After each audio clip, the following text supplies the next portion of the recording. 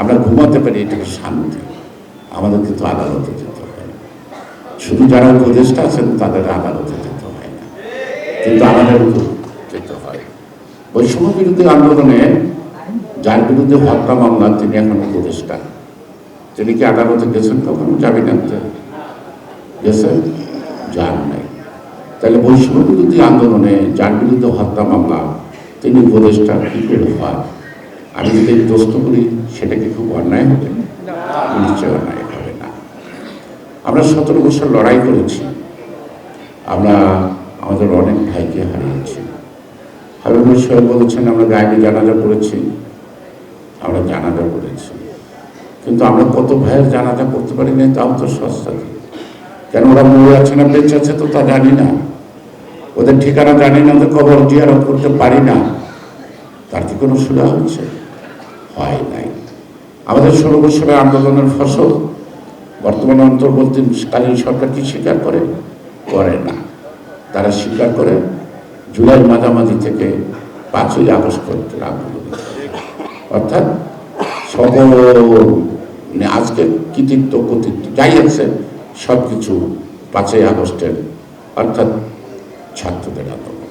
এই তো কাঠ ও পিভিসি ম্যাটেরিয়ালের সংমিশ্রণে তৈরি আধুনিক আরএফএল উডিডোর, কাঠের চেয়েও কঠোর। কিন্তু এই যে 16 বছর আমাদের জীবন মরণ, কেউ বলে না আমার মাথা ভাটা যে কি হয়েছে, তাতে কি আসে যায়? কিচ্ছু আসে যায় না। এবং এই বৈষম্য বিরোধী আন্দোলনের আড়ালে সমাজের মধ্যে, সংগ্রামী আন্দোলনের মধ্যে আরেকটা বৈষম্য সৃষ্টি করা হচ্ছে, আরেকটা বৈষম্য সৃষ্টি করা হচ্ছে। লক্ষ লক্ষ লোক বৈষম্য বিরোধী, লক্ষ লক্ষ ছাত্র বৈষম্য বিরোধী আন্দোলনে নামছে, নামে নাই। এবং যারা নামছে রাজপথে, জনতা, সেই জনতা কোন জনতা? সেই অভিভাবক কারা? আমরাই তো সেই জনতা। এ তো আম জনতা না, আমরাই তো সংগঠিত করেছি।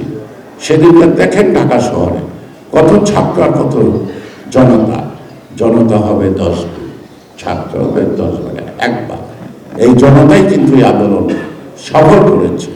সুতরাং আমার দীর্ঘ 63 বছরের রাজনীতি, 62 সাল থেকে সক্রিয়ভাবে বিরামহীনভাবে রাজনৈতিক অঙ্গনে আছি। কিছু করছি, কথা বলছি না, আছি, দেখছি।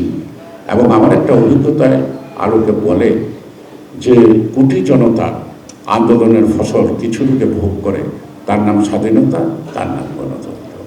আজকে কি সেখান থেকে আমরা খুব পিছনে নাকি? পিছনে নাই। আপনি ভারতের দিকে তাকান কেন? কোনো দরকার নাই। আপনার দেশের মধ্যেই তো কত দালাল আছে, আপনার দেশের মধ্যেই তো বড় ষড়যন্ত্র করে যাচ্ছে। এই যে আজকে আমাদের যে আন্দোলন, আমাদের যে সংগ্রাম, সেটা কেন আপনি দিচ্ছেন নাই? কিছু সিভিল সোসাইটির লোক আছে জ্ঞানব্যাপী, তাদের টক শোতে কথাবার্তা শুনবেন, শুধু একটা সরকার গঠন করার জন্য না। তার মানে কিসের জন্য?